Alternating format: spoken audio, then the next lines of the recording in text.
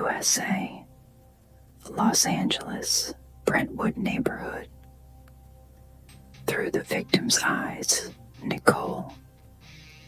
I've just put the children to bed, and quiet finally settles over the house. A quiet I've cherished ever since I divorced him. I'm 35 years old, and the last 7 years of my life have been a battle for freedom. A slow, exhausting, bleeding battle for the right to be myself, not his shadow. My name is Nicole Brown Simpson, and once I was married to America's most famous athlete, a man whose name was known by every child from coast to coast. O.J. Simpson, an NFL legend, Heisman Trophy winner, actor, advertising icon, and in the eyes of the entire country, the ideal man with an ideal smile. But behind closed doors in our luxurious home, that smile turned into a sneer, and the hands that caught footballs in front of millions beat me so severely that bruises wouldn't fade for weeks. I called 911 8 times, my voice shaking with fear and desperation each time, while screaming and the sound of shattering furniture echoed in the background. The police would show up. He'd flash them his trademark Hollywood smile, and they'd leave because it was hard for them to believe a national hero would be a domestic abuser. But I found the strength to walk away. I filed for divorce and won it in 1992, taking my children and starting to build a new, independent life. Tonight is June 12th, 1994, a warm Sunday evening, and I've just returned from a restaurant where I had dinner with family and friends. My townhouse on Bundy Drive is quiet, cozy, bathed in soft light, and I feel completely safe here because this is my sanctuary, my rules, my space. I light candles in the living room, turn on soft music, and pour myself a glass of wine, savoring a rare moment of peace. The doorbell rings, and I go to open it, thinking it might be my friend Ron Goldman, who promised to drop off the sunglasses my mom forgot at the restaurant. I open the door to see Ron, a handsome 25-year-old guy with a warm smile, working as a waiter while dreaming of a modeling career. We stand near the entrance chatting, when suddenly, out of the darkness behind the bushes, a shadow materializes. Massive, nauseatingly familiar, and the mere sight of it instantly paralyzes my body in primal animal terror. He is here. He has come. He is wearing dark gloves and a dark cap, and something short and menacing gleams in his hand. Ron tries to step between us, the bravest and final thing he will ever do in his life. Everything happens so fast that my brain can't process it. Only flashes of blinding pain, hot, sticky blood, and his heavy, ragged breathing over me. The last thing I see are the stars over Brentwood, twinkling through the branches of the trees, impossibly beautiful for such a horrific night. The last thing I think of are my children, sleeping upstairs, who will wake up tomorrow morning as orphans. Through Ron Goldman's eyes, I'm driving to Nicole's to drop off her mom's glasses, whistling a tune because the night is warm. The city is beautiful. I'm 25 years old, and my whole life lies ahead. I walk up to her front door. She opens it with a smile, and we start chatting about harmless things like we always do. But out of the corner of my eye, I catch movement in the shadows behind the bushes, and before I can even turn my head, something massive and furious crashes down on us. I instinctively lunge forward, trying to shield Nicole, but the attacker is far stronger, larger, and faster than me. I feel a burning pain in my side, then in my chest, then everywhere all at once, and my body stops obeying me, collapsing onto the stone walkway. I don't understand why I am dying. I just brought a pair of glasses and happened to be in the wrong place at the wrong time. Through the neighbor's eyes, Evelyn. I wake up around midnight to the sound of an agonizing, relentless dog howl cutting through the quiet night air of Brentwood like a siren. It's Nicole's Akita, a beautiful white dog. I've seen her walk hundreds of times. He's standing on the sidewalk in front of her home, muzzle pointed to the sky, howling so mournfully that goosebumps cover my skin. I step out onto my balcony and notice his paws are leaving dark, wet prints on the pavement. At first, I think it's mud, but then I shine a flashlight and realize it's blood. I call the police, my voice cracking from an overwhelming, suffocating panic through the investigator's eyes. We arrive at Bundy Drive in Brentwood around 12:30 a.m., following a call about a suspicious disturbance. What we find at the entryway of the townhouse makes even the most veteran detectives freeze dead in their tracks. 2 bodies lie on the narrow stone walkway leading to the front door, and the entire area is so saturated with blood that the flagstones have turned deep crimson. The first victim is a young blonde woman lying at the base of the steps. The sheer brutality of her wounds so horrific that I cannot bring myself to describe them in detail. The second victim is a young man found near the fence by the bushes, his body covered in defensive sharp force injuries, indicating he fought back furiously.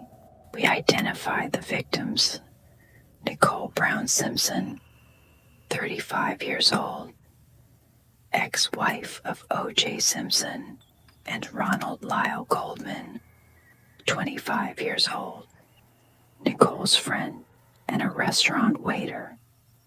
Upstairs in the home, 2 small children sleep, Sydney and Justin Simpson, completely unaware of the nightmare outside.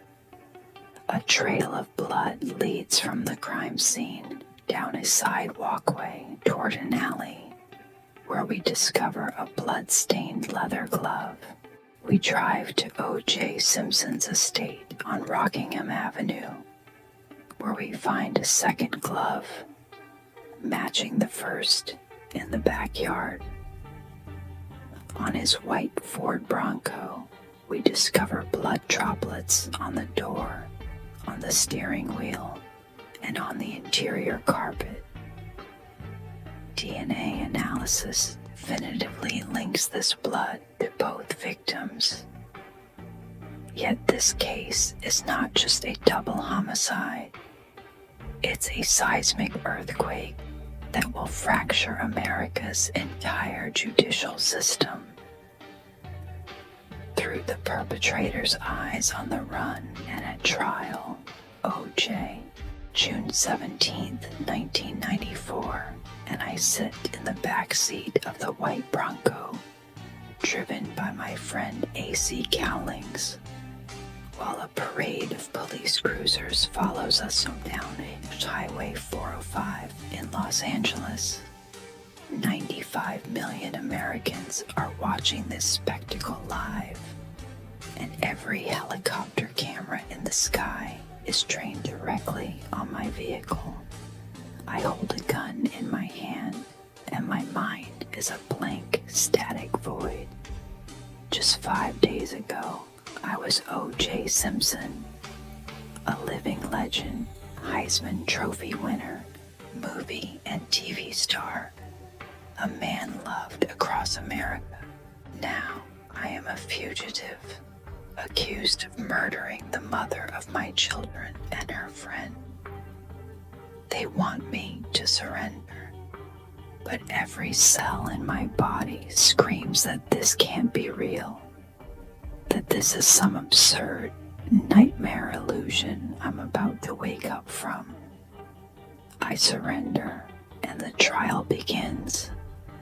A trial that will soon be dubbed the trial of the century.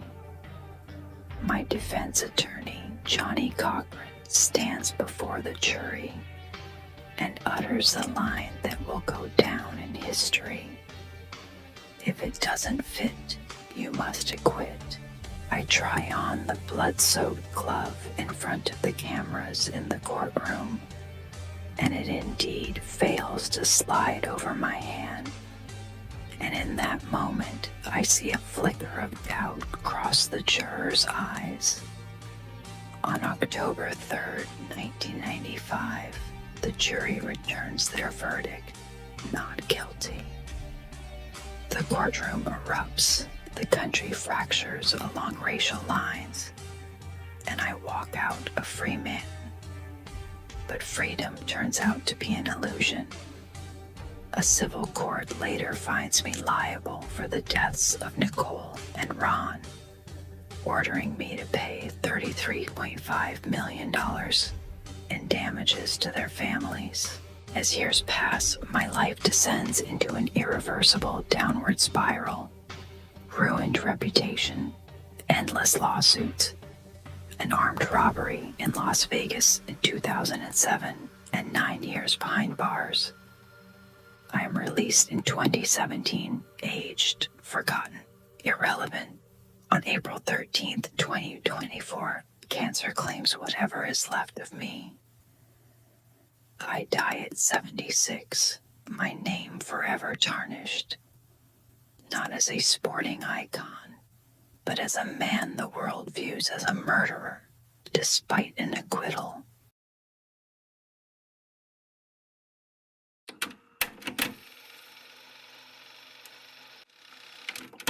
Factual case summary. Let us set aside emotion and review the objective legal records of this landmark case. Victims: Nicole Brown Simpson, 35 years old, ex-wife of O.J. Simpson. Ronald Lyle Goldman, 25 years old, friend of Nicole and waiter at Mezzaluna restaurant.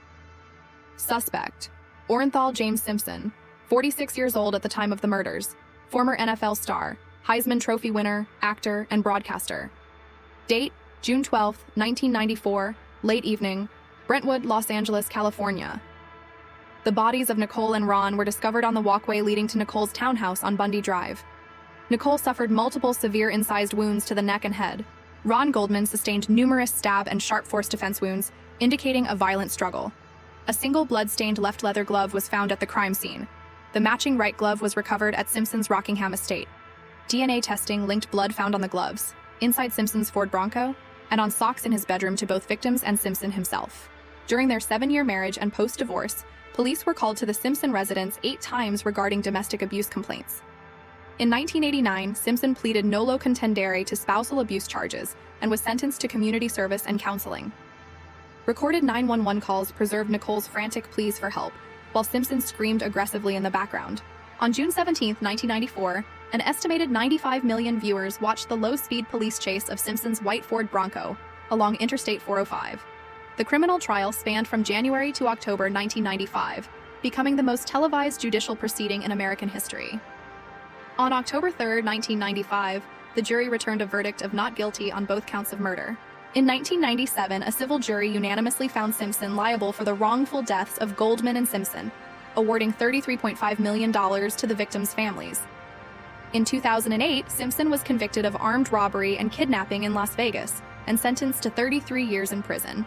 He was paroled in 2017. Orenthal James Simpson died on April 13, 2024, at age 76 from prostate cancer. Psychological analysis. Take a deep breath and let go of the emotional weight carried through this account. What you have experienced is a reconstruction grounded in extensive forensic records and court documentation. Let us examine the psychological mechanisms behind a case of severe escalating domestic violence. The O.J. Simpson case stands as a textbook illustration of escalating domestic abuse, demonstrating the classic cycle of control, isolation, abuse, and honeymoon phases pushed to an ultimate, fatal extreme. Notice the pattern: control, verbal and physical abuse, remorse, reconciliation, and renewed control. A cycle repeated across 17 years, escalating in severity over time. For a narcissistic abuser, divorce does not represent an end to the relationship. It is experienced as an intolerable betrayal, a narcissistic injury that turns the former partner into an enemy to be dominated or destroyed. When Nicole definitively cut ties and asserted her independence, the illusion of total control crumbled, triggering intense rage. The 8 911 calls were unanswered warning signs from a victim seeking help from a system that repeatedly prioritized a celebrity's public persona over a woman's safety. Furthermore, Ron Goldman represents the tragic phenomenon of the secondary victim, an innocent bystander who crossed paths with an abuser driven by uncontrollable obsession. Author's commentary and outro. On our channel, we continue to craft quiet, detailed room boxes, building peaceful miniature spaces out of cardboard, wood, and glue. Yet the story of Nicole Brown and O.J. Simpson reminds us that even the most glamorous homes in the wealthiest neighborhoods can be dangerous places when domestic abuse is present. Our mission remains clear: to completely de-romanticize crime and show that no amount of fame, wealth, or charisma justifies or excuses abuse. O.J. Simpson was no tragic hero. He was a man who subjected his wife to years of abuse, and when she found the courage to leave, he refused to accept her freedom. Remember, if a partner hurts you, if you call for help and feel unheard, do not give up. Reach out to domestic violence resources, because your life and safety matter above all else. This has been the Victim Path Project, where we explore dark realities to emphasize the value of light and safety.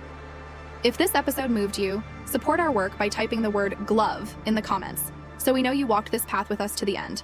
Take care of yourselves, trust your instincts, and until next time.